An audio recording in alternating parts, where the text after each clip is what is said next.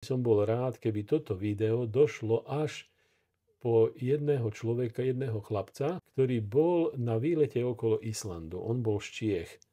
A to boli, ale neviem ani meno, a dobre, že neviem, lebo Pán Boh to vie.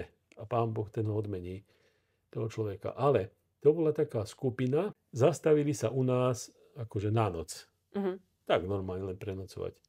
No a my sme na druhý deň išli vykladať kontajnery, práve to drevo na ten kostol prišlo. Teda ťažká robota. A on teda, že nám pomôže. No tak Pán mu zaplať. Tak celý deň chudák robil ako strhaný, ešte sme to nevyložili. A na druhý deň, že on ešte pomôže. Tak dobre, tak naozaj, že veľmi vďačný som tomu človeku, lebo pomohol nám veľmi, veľmi osožne a vo veľmi ťažkej. A potom tie jeho spoločníčky, čo s ním ako cestovali, tak tie povedali, že ty ale už neblbni, lebo však my sme